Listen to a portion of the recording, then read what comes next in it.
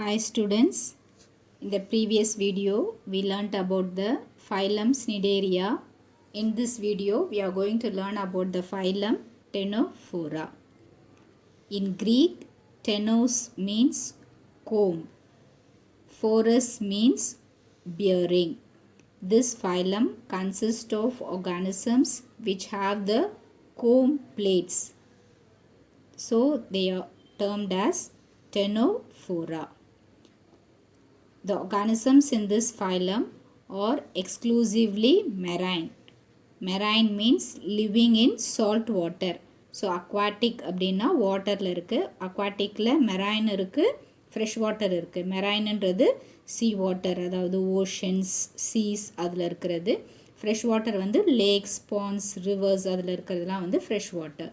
So this Ctenophora organisms are exclusively marine and they show biradial symmetry.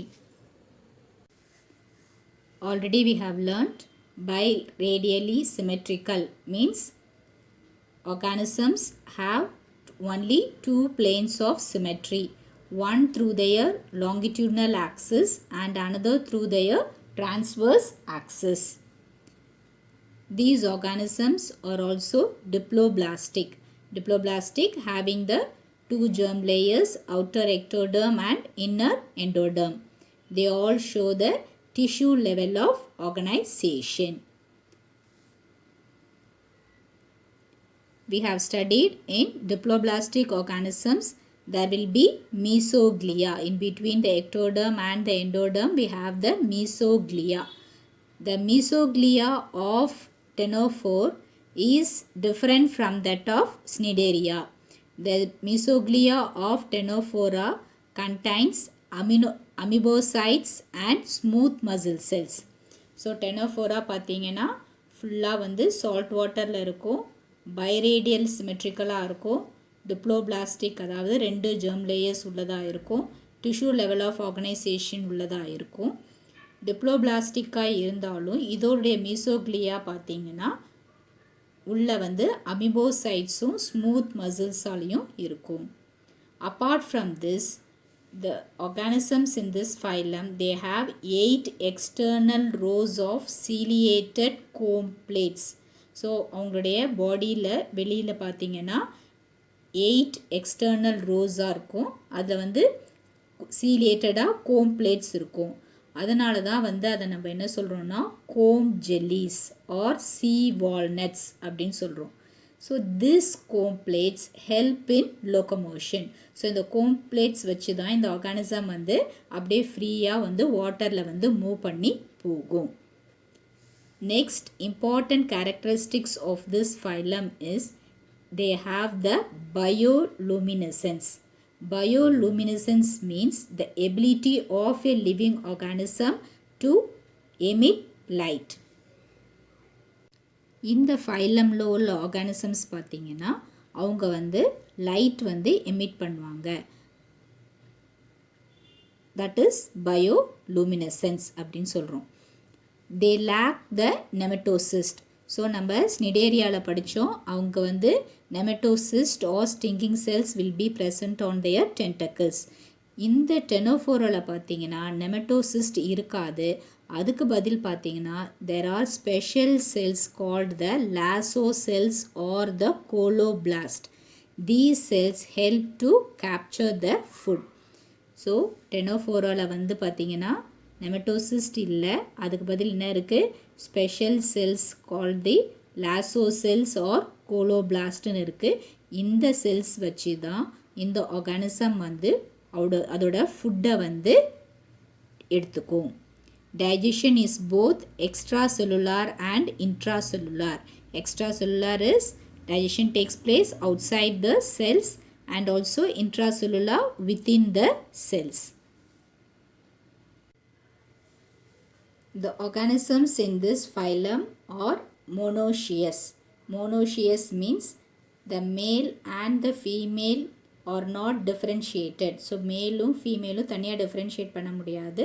ஒரே ஆர்கானிசம்லேயே வந்து மேல் reproductive ஆர்கனும் female reproductive ஆர்கனும் இருக்கும். they reproduce by sexual means. ஏன்னா வந்து இதில் வந்து செக்ஸஸ் வந்து செப்பரேட்டாக இல்லை, ஆனால் ஒரே ஆர்கானிசமில் இருக்கிறதுனால இதில் வந்து என்ன இருக்குது, செக்ஷுவல் ரீப்ரொடக்ஷன் தான் நடக்குது. But the fertilisation takes place externally. So ரெண்டு மேல் கேமெட் ஃபீமேல் கேமெட் ப்ரொடியூஸ் பண்ணி அது ஃப்யூஸ் ஆகி ஃபர்டிலைசேஷன் நடந்து தான் வந்து ஒரு இண்டிவிஜுவல் ஃபார்ம் ஆகுது. ஆனால் வந்து ஃபர்டிலைசேஷன் எங்கே இருக்குன்னா வாட்டர் மீடியம், அதாவது எக்ஸ்டர்னலாக தான் நடக்குது, அந்த ஆர்கானிசமோட பாடிக்குள்ளே நடக்கலை. The development is indirect. So development is indirect means itself you can easily understand they have a larval stage. So the larval stage is called as the sidedipid larva. So அதில் இருக்கிற larva என்னது, sidedipid larva. Example for this phylum Ctenophora is Pleurobrachia. Already you have learnt this in the biradial symmetry. அந்த ஆர்கானிசமில் வந்து நம்ம படித்தோம், பைரேடியல் symmetrical ஆர்கானிசமில் வந்து ப்ளூரோபிராக்கியான்னு படித்தோம். That only in this phylum Ctenophora. Another example for Ctenophora is Ctenoplana.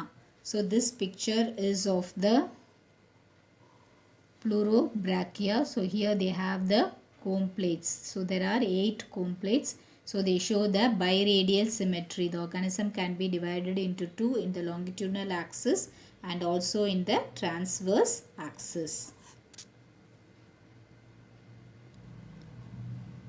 What are the characteristic features of phylum Ctenophora? They all have biradial symmetry.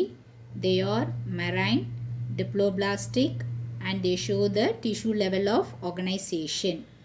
In their mesoglia, they have the amoebocytes and smooth muscle cells. They have 8 external rows of ciliated comb plates which help in locomotion. Bioluminescence, that is the ability of living organisms to emit light. They show the bioluminescence. They have special cells called the lasso cells or the coloblast which help in capturing their food. Digestion is extracellular and intracellular. They are monoecious. Monoecious means the sexes are not separate. Both the sexes are present in the same organism. They reproduce sexually. The fertilization is external. The development is indirect. The larval stage is sidedipid larva. Now we'll see the characteristic features of Ctenophora in short. They show the tissue level of organization. They are diploblastic. Their mesoglia contains amoebocytes and smooth muscle cells. They are exclusively marine. They are biradially symmetrical. The digestion is extracellular and intracellular. They have 8 rows of ciliated comb plates externally for locomotion. Hence they are called as comb jellies. Next they show bioluminescence. There are special cells called the lasso cells or coloblast which help to capture the food. They are monoecious. That is the sexes are not separate. It is present in the same organism. They reproduce sexually. The fertilization is external. Development is indirect. They have a larval stage, sidedipid larva. We shall discuss some book bag question answers. Why are spongin and spicules important to a sponge? We studied sponges. They have the spicules and spongin which support their body and they form the exoskeleton. The calcareous and the siliceous spicules in the body of sponges provides support and forms the exoskeleton. The hard exoskeleton protects the animal from external environment. The next question, what are the 4 characteristics common to most animals? There are different characteristics which are common to most animals. So I have picked out only 4 as they have asked only 4. Germ layers. On the basis of germ layers, during their embryonic development, animals will be diploblastic or triploblastic. Diploblastic animals have two germ layers, ectoderm and endoderm. Triploblastic organisms, they'll be having three germ layers, outer ectoderm, inner endoderm, and in between the ectoderm and the endoderm they have the mesoderm. Next, all organisms, they show the symmetry. They may be radially symmetrical, biradially symmetrical, or bilaterally symmetrical. So some organisms like the sponges may be asymmetrical. Nutrition. All organisms are heterotrophic. எல்லா அனிமல்ஸும் பார்த்தீங்கன்னா heterotrophic. Heterotrophic means they will not prepare their own food. They depend upon other organisms for their food, and they break the complex food organic matter into simple forms and they assimilate. So the reserve food in all animals is glycogen. Next important characteristic feature of all organisms is the locomotion. So எல்லா அனிமல்ஸும் என்ன பண்ணும், move பண்ணும். They move from one place to another, that is locomotion. This is also a book bag question. They have given an animal and they have asked to identify and ask the questions related to it. They may give you any animal and they will ask to identify, and they'll be giving questions and asking you to write also, or in general they may give the characteristics of any animal. Observe the animal below and answer the following questions. Identify the animal. So we have studied this animal is Adamsia sea anemone. What type of symmetry does this animal exhibit? They exhibit the radial symmetry. Is this animal cephalized? Cephalized means head formation. Cephalization அப்படினா head formation. So in this animal we don't have a separate head. So we are mentioning there is no cephalization. How many germ layers does this animal have? This animal has two germ layers, outer ectoderm and inner endoderm. So they are diploblastic. How many openings does this animal's digestive system have? So we have studied in the phylum Cnidaria, they have the coelenteron or the central vascular cavity which serves for digestion. So there is only one opening, that is the mouth or the hypostome. Does this animal have neuron? So neuron is an advanced nerve cell you can see only in the later organisms. So in this phylum we do not have the neuron. So their neurons are absent.